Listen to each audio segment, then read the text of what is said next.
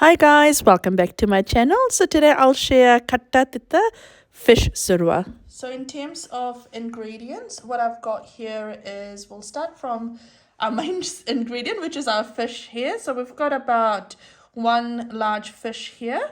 I've then got garlic and chili here, which I've crushed. Here we go. And I've crushed that in a nice little paste there. So that's about one bulb of garlic and about 8 chilies there. I've then got some avocado oil that I'll be using for cooking. I've got some coconut cream here. From my spice dabba, what I will be doing is I will be using about 1 teaspoon of turmeric powder, which is your haldi. I'll use 2 teaspoons of masala. This is Fiji masala. So if you go to any Fiji Indian shop or even to any Indian shops, you'll see the Fiji masala. That's what I'm using. I will post a recipe of this shortly as well.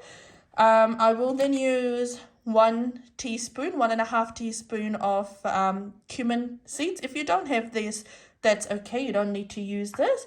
I'll use 1 teaspoon of mustard seed. And I'll use half a teaspoon of fenugreek seed, which is your methi there. So that's what I'll be using from my spice dabba. I've got some coriander here, which I'll use at the end. I've got 1 large onion here that I've roughly diced. I've then got some tamarind pulp here, and it's just soaking in some hot water. So this is tamarind, and I'll be making the pulp, once it gets soaked in the hot water. And I'll be using this as the base of the gravy as well, just to give it that tanginess. Now, if you don't have tamarind, you don't need to worry. Just use some canned tomato. You'd use about 1 canned tomato or 2 fresh tomatoes in this ingredient. And you'd want to, when you're browning your onion, you'd then want to put in your tomatoes if that's what you're using. I've got 3 sprigs of curry leaf here and salt according to taste. So I'm using about 1.5 teaspoons of salt here for the quantity that I'm making. You could use 2 if you want to, or less if you want to as well. Now, a few people have been commenting and asking me if they can use MSG or Chinese salt in their curry. You can definitely use it. So for this, you'd want to put probably 1 teaspoon of MSG or Chinese salt, and it makes it really nice. I don't use it, but you can use it if you want. So I've got my pan in medium heat. Now to that, I'll add in my oil. There we go. Once your oil's heated up a little bit, to that you want to add in your sarso and your jeera. Again, if you don't have these, don't worry about it. And some of your fenugreek seed, which is your methi, and you just want that to cook up slightly. Awesome. I've let that pop for about a minute. To that, I'll add in my onion now. And we'll cook our onion until it becomes translucent and slightly brown. That's cooking away really nicely. It's starting to get really translucent and brown. To that, I'll add in my curry leaf. And we'll just give that a quick stir and just let that cook up for a bit. That's starting to smell really, really nice. To that, I'll add in my garlic and chili. You can add ginger to this if you want to as well. I personally don't like ginger in my fish curry, so I haven't added it, but you can add a bit of ginger if you want to as well. Now you want to cook it off until it's cooked off really nicely and it's become fragrant. Just make sure you keep stirring it in between as well.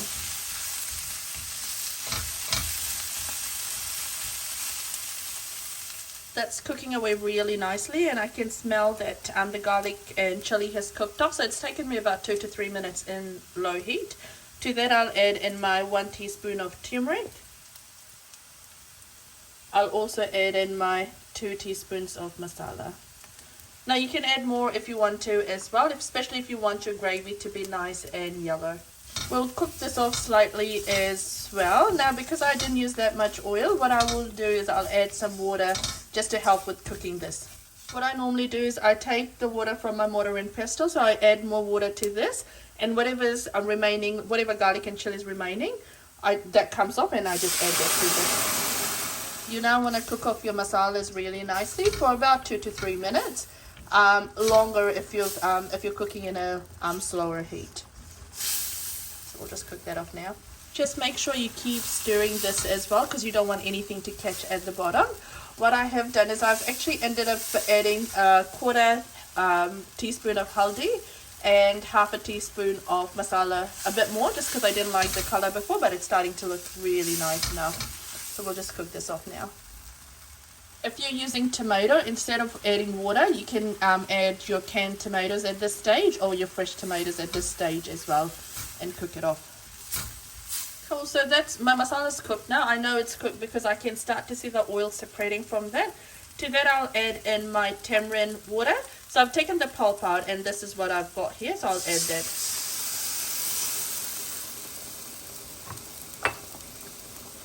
And this is your surua or your gravy now. So you just want this to cook off really nicely and for everything to incorporate really, really well. What I will do is I won't actually add my salt at this stage yet. I'll just want this to cook off really nicely. And when I add in my fish, just before that I'll add in my salt. That's bubbling away nicely, but I feel like I need more gravy, so I'll add a bit more water. So you can adjust your gravy to your liking. It's a bit too thick for me, so I'll add in more water and I'll just let this cook off. Here we go. That's cooking away really nicely, so we'll just let this all come to a boil. You can increase your heat at this time as well, and you want this to boil for about, I'd say, 5 to 6 minutes. You just want everything to incorporate really, really well before you add in your fish to this. So this has been cooking for about 10 minutes now, and it's almost done because I can see that the oil's starting to separate. So to that I'll add in my salt now. So what I'll do now is I'll start putting my fish in here. And just make sure your heat's a bit higher, because when you add your fish in here, the temperature will start to drop. So just add all your fish here and just set it up really nicely as well, because we're not gonna stir it a lot now. Beautiful. I've just put all my fish here. So what I'll do is it's in medium heat now, and I'll just cover this and just let this cook now. I don't like to stir quite a lot now with this fish in there. If it's fried fish, it's a bit easier to stir it with the gravy, but with the fresh fish, there's chances of it breaking really easily. So you just want this to cook off really nicely now, and once it's about halfway cooked off, we'll then add in our coconut cream to this, and I'll show you what that looks like. Perfect. That's cooking away really, really nicely there, and it's almost done because fish cooks really, really quickly. So what I'll do is just take the lid. It's starting to smell really, really nice. Now you can leave it as is, and this will taste really, really good as well. But what I like to do is add a bit of coconut cream to this just to make it a bit more nicer. I should have used a bit of a bigger pot here. And when you're giving fresh fish a stir, just be really, really mindful, because you don't want to break any pieces. And there you go. It's starting to look really, really good now. And we'll just let this do its thing as well. So we'll cover this up now, and we'll let this continue cooking for about 10 to 15 minutes. So this is bubbling away really, really nicely. What I want to do is I've let this cook for about 8 minutes now, because I feel like my fish is already cooked. So what I'll do is I'll just take a little bit of gravy and taste it, just to see if I've got enough salt in there. Because tamarind and coconut milk does, when you do add those to the curry, you do need to add a little extra salt to that. So I'll have a quick taste and see if there's any adjustment that's needed. That's really yum, but I feel like it does need a bit more salt. So I'll add in half a teaspoon of salt, and I'll let this cook off now. After adding the salt, I've let it cook for about 4 to 5 minutes, because you want the salt to dissolve and cook off with the curry really, really nicely. So what I'll do now is I'll add in my coriander. Beautiful. That's looking really, really good. And we'll just give it just a very gentle stir. Here we go. That's my fish curry cooked off, and look, the pieces are not broken as well. So that's really, really nice. I'll give you a close-up look. Here we go. That's looking really, really nice. Here we go. That's a close-up of my fish curry. That's cooked off really, really nicely. Do try this recipe at home and let me know how it turns out. Now, if you like my channel, if you like what I'm posting, feel free to like, share and subscribe, and to let me know what else you want me to post. Take care, guys. Bye.